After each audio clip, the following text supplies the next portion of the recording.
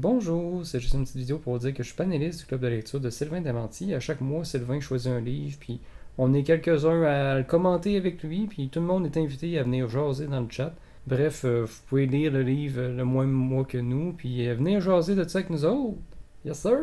Ce mois-ci, on lit Frankenstein, donc si jamais ça vous intéresse, n'hésitez pas à vous abonner sur la chaîne de Sylvain. Je vais laisser tous les liens en description. D'ailleurs, je vais mettre en description le lien du premier épisode du club où on a parlé des Chroniques de San Francisco, tomes 1 et 2.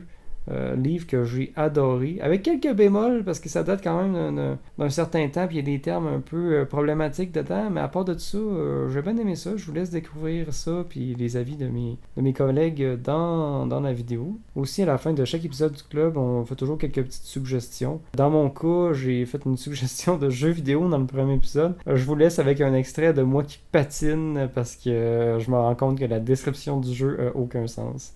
Et Dom. Dans l'univers des jeux vidéo, il y a des milliers de jeux qui sortent en ce moment en rapport à la communauté LGBTQ+, dont Boyfriend Donjon, qui est un de mes jeux préférés.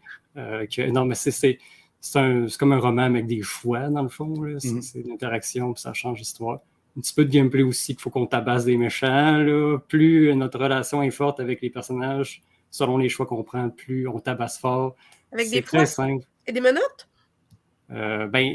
Les personnages avec qui on interagit se transforment en arbres, puis on se bat avec eux.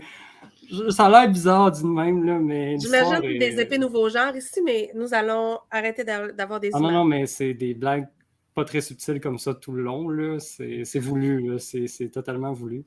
Mais l'histoire est vraiment bonne, puis l'humour ressemble un peu à ce qu'il y a dans Chronique de San Francisco. C'est pour ça que j'en parle, les deux. L'histoire est vraiment bonne dans Boyfriend Donjon. Donc, voilà. Comment oublier ce titre? Ouais. J'adore ça. C'est Boyfriend, mais c'est très coloré. Là. Il y a des femmes et des hommes. On a le choix de notre âme. Finalement, salut, là. Bye! Là.